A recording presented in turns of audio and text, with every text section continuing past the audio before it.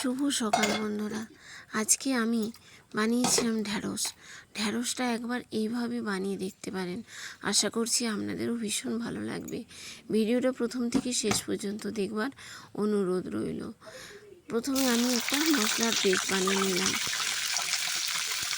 পোস্ত, চীনাবাদাম আগে থেকে ভিজিয়ে রেখেছিলাম, খোসা ছাড়িয়ে নিয়েছি, আর টক দই, একটা মিহি পেস্ট বানিয়ে নিলাম।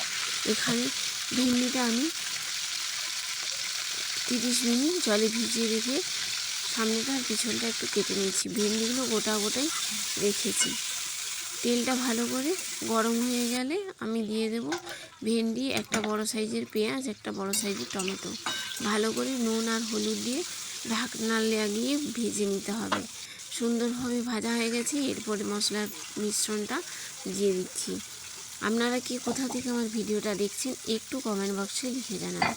আর ভিডিওটা ভালো লেগে থাকলে লাইক, কমেন্ট, শেয়ার করার অনুরোধ রইল। এরপর আমি দিয়ে দিলাম পরিমাণ মতো জল।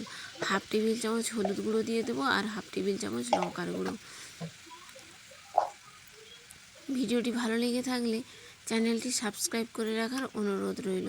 তাহলে পরবর্তী ভিডিওগুলো যখন আমি দেব সবার প্রথম আপনার কাছে নোটিফিকেশন পৌঁছে যাবে। রান্নাটা আমার তৈরি হয়ে গেছে, তেল ছাড়তে শুরু করেছে। নামানোর আগে চিনি দিয়ে নামিয়ে নেব।